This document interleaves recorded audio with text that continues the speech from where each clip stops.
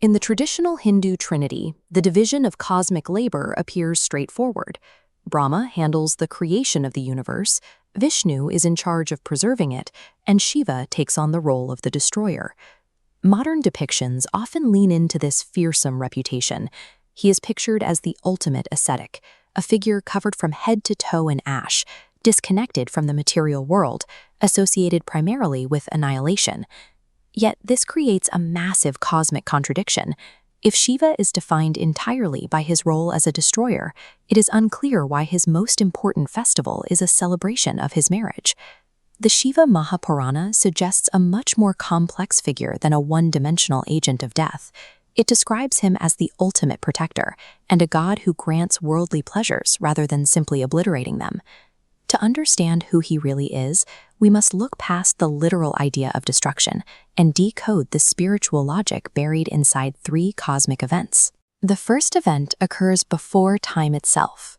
Brahma and Vishnu are locked in a fierce, seemingly endless battle over who holds supreme power in the universe. Shiva intervenes by manifesting between them as the Anal Stamba, a towering, infinite pillar of cosmic fire with no beginning and no end.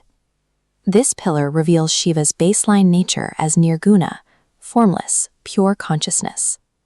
He acts as the silent, completely still canvas upon which all of reality occurs.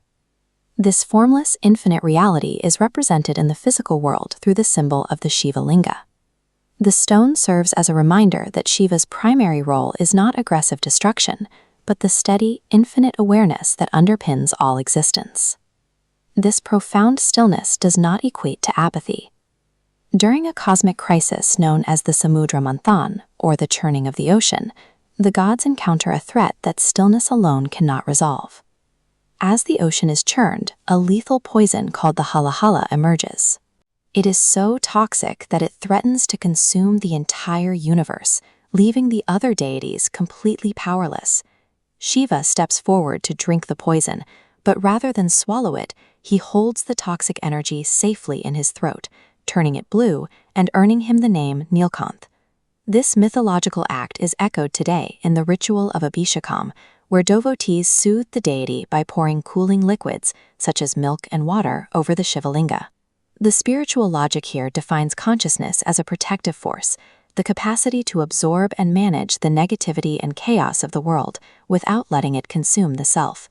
However, pure awareness by itself is completely inactive.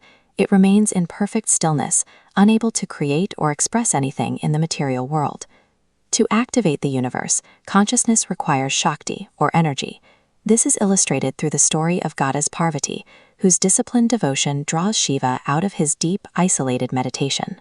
When the gods try to force this union by sending the god of lust, Shiva burns him to ashes. His intense awareness destroys impulsive desire first, clearing the path for a balanced cosmic marriage with Parvati. The resulting union is the Ardhanarishwara. It depicts Shiva, representing still awareness, and Shakti, representing dynamic energy, as two halves of a single entity. In this framework, stillness guides action, and action gives expression to pure awareness. One is ineffective without the other. These forces converge in the myth of Tripurantika, where Shiva faces the three indestructible demon cities, made of gold, silver, and iron. This carving shows the scale of the battle. Shiva rides a chariot built from the earth itself, with the sun and moon as wheels. He waits for a rare cosmic alignment to fire a single arrow, destroying all three cities. This destruction targets the internal rather than the physical. It marks the necessary annihilation of three specific threats to life: ego, illusion, and demonic tendencies. The myths of the Shiva Mahapurana provide a framework for internal balance. By addressing the management of poison, the grounding of fire, and the destruction of the cities, the text outlines how to rectify the mind's inherent tendencies. Mount Kailash serves as the physical anchor for this internal stillness, grounding the landscape even as the clouds shift around it.